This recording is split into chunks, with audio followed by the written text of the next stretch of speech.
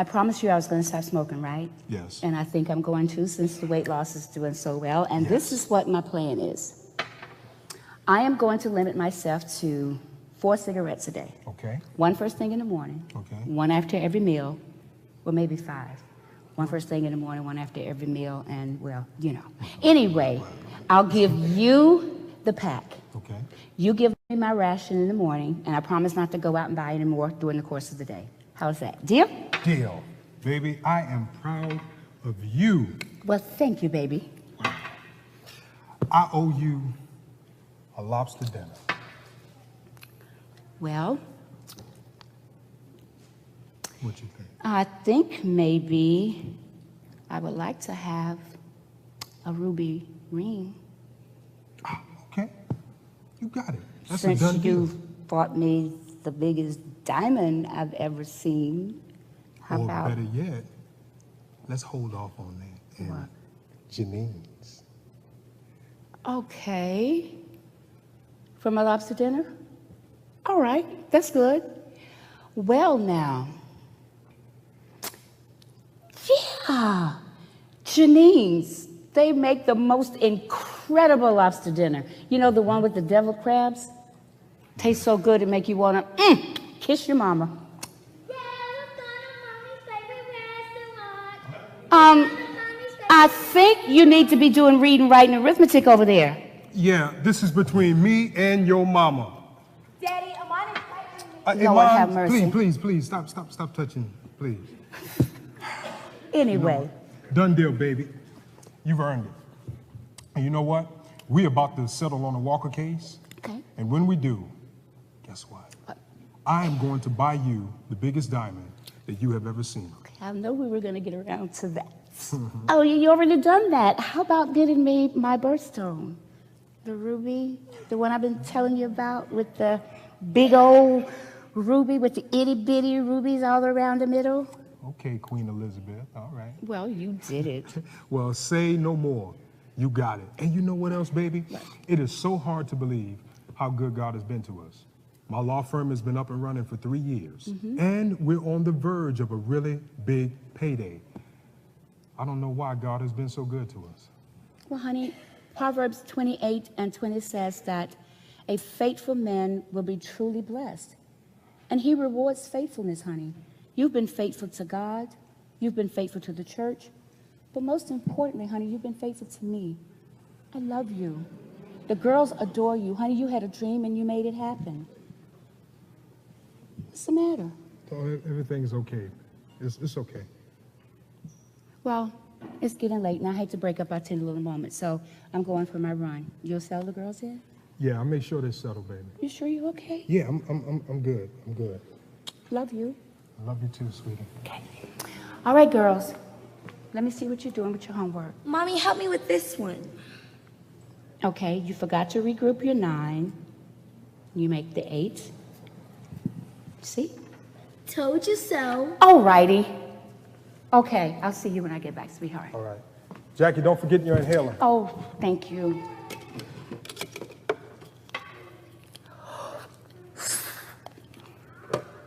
I'll see you when I get back, sweetie. Okay.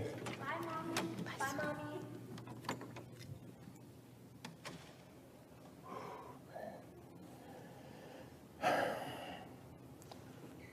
All right, sweeties, let's get ready for bed, okay? Come give me a hug. Yes, Daddy. Yes, Daddy. You know I love you. Love you too, Daddy. Love you too, Daddy. Love you. Good night, Daddy. Good night, Daddy. Good night. I'll be in a moment. Make sure you tucked in. I love you. Love you too, Daddy.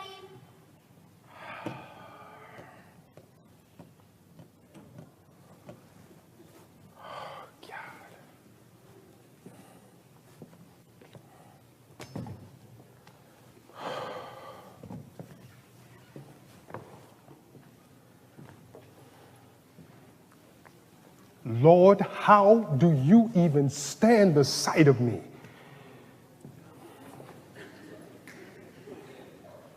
I come into your house, I praise you, I serve on the board at church, and yet I cheat on my wife with her best friend. God, she's She's known Terry since they were kids, and she'll be crushed. God, she'll be crushed if she ever found out. And yet, you bless me the way you do.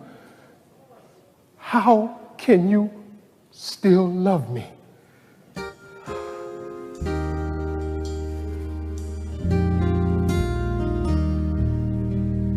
Lord, I come into your presence, knowing I've sinned, knowing that I broke your word again and again. Lord, I come into your presence, even though I broke your heart, and yet I come here praying that you'll give me a brand new start. Lord, I know that I have hurt you, and I know that I've done wrong, and sometimes I don't feel worthy, Lord, to even sing your songs. But I know there's nowhere else to go if I want to be set free. So I cry, Lord Jesus, help me. So I cry, Lord Jesus, help me.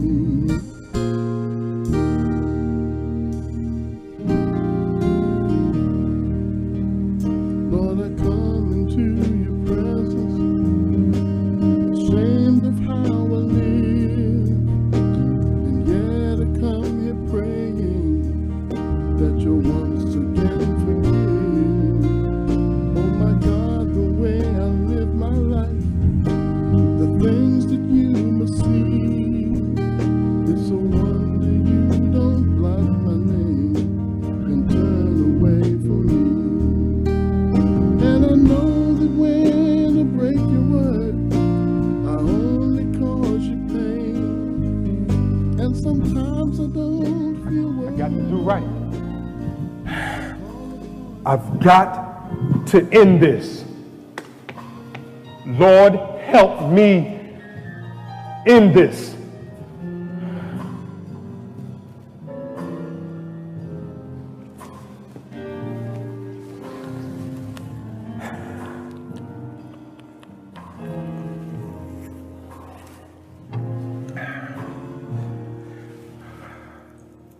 Hey, Terry. Yeah, it's me. Listen, we need to go someplace private. No. Because we really need to talk. Oh, okay, Mr. Watson. You said you had a 5-minute recess? Oh, okay, no problem. I can look that up for you. Sure. What volume? Okay, hold just a second, please.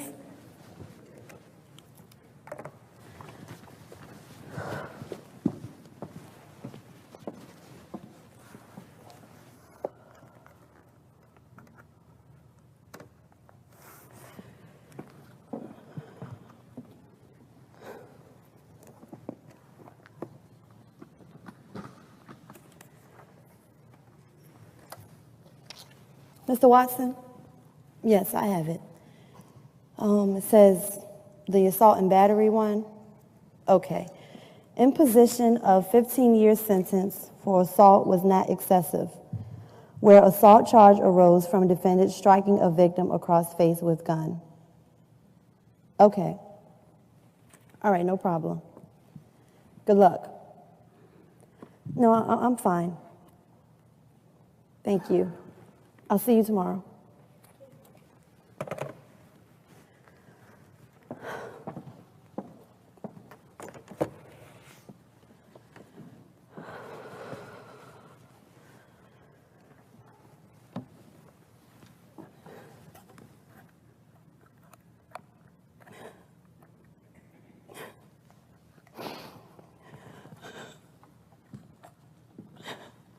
Good morning, Ms. Ellis.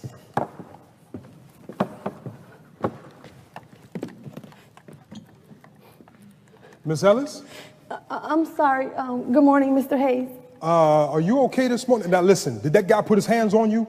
I'm cool this time, but I will make sure that they put his butt under the jail. You just let me know, and we will get a restraining order to cease and desist, and I'll swear out an affidavit about the time I saw him put his hands on you here at the office. No, Mr. Hayes, Ronnie's cool. I told you, he just talks like he's some kind of a roughneck. He's really just a teddy bear. So, does this by chance have anything to do with our misunderstanding from a few months back? Well, it does, and it doesn't. That's a good lawyer answer. Guess I'm making progress. But it's like this. I was thinking about that afternoon when we had our misunderstanding. Look, let me explain it this way. When I was doing my undergrad work, I was a serious party girl. I mean, I should have been on one of those Girls Gone Crazy videos. I really like sex. I mean, I really like it. If I saw a guy and I thought that he was cute, well, let's just say he wouldn't have to work very hard. Wait, hold on. Well, you know. I think I know what you mean, but you're giving me too much information. Okay. Well, one night, me and a couple of my sorority sisters decided to have a contest. We all got drunk and decided to see who could sleep with the most guys in one night. And believe it or not, I came in last with 6. Then a month later, I was pregnant. And I had no idea who the father was. With the 6 guys that night and a couple of others over the previous couple of weeks, there was almost no way to be sure. So I finished out the semester, and then I took off a year to have my baby. It took me 2.5 more years just to finish, but I did get accepted to law school. So now I have a 4-year-old. And this morning she asked me the question I've been dreading for the past 5 years. She asked me who her father is. Mr. Hayes, I was devastated. I've had all this time to try and figure out what I was going to tell her. And when the moment came, I was tongue-tied. All I could do was just rush her out the door to school and tell her we'd talk about it later. But I still have no idea what I'm going to tell her. As an attorney, I advise that you tell your daughter the truth. The truth? Yeah, a managed truth, but still the truth. Tell her that her father did not turn out to be the kind of man that you hoped he'd be, so you was forced to go at it on your own. Have you lied so far? I guess not. But you know, one of these days, I won't have a young woman on my hands who I can, like you said, manage the truth with. One of these days, I'm going to have a young woman on my hands. One of these days, Dina's going to do the math, and she's going to figure out that she was conceived while her mom was still in college. Which means that her mom was a teenage slut who can't even tell her who her father is. Now, what is she going to think of me then? By then, Dina's mom will be a successful attorney, someone who has loved her all her life and given her the best of everything. She'll be able to deal with the full truth that although you and her father coming together was really more than, one of the... Go ahead and say it. Go ahead. Nothing more than a booty call, right? A drunken one-night stand. Listen. Miss Ellis, don't be so hard on yourself. Okay, so you and her father did not come together under the best of circumstances. But you know what? God wanted her to be born. You loved her too much to abort her out of existence. She'll be able to deal with that. Trust the old guy. But what if she can't? What if she can't? I don't know what I'd do if Dina rejected me. You know what else? I thought that getting pregnant and having a child would have changed me, made me more mature or more responsible. But all it did was slow me down. When I do get a chance to get out for the weekend, I still end up in some hotel with some guy I barely know. And here's the part that's really hard. When you and TC interviewed me, I told myself that I'd get each of you in bed before my first year was up. So when you started talking to me about running off for the weekend... Hey, please, don't say no more. No, Steve, I need to say this. You need to know what kind of person you hired. I didn't want to sleep with you because I thought I had to in order to keep my job. No, I just saw two fine, successful black men who happened to be lawyers, and I said to myself, I ought to get some of that. That's why I was crying, Steve. This morning, when you came in, I asked myself, what kind of person am I? And I didn't like the answer. I look at you and TC, and I see the kind of person I wish I were. I wish I had a good marriage like you and Jackie. I wish I had someone who really, really loved me. I wish I could have a relationship with God like you and TC.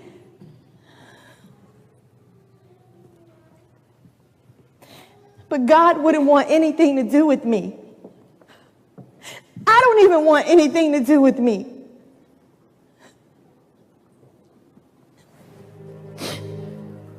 I'm nothing but a slut. A skeezer. A whore who doesn't even get paid.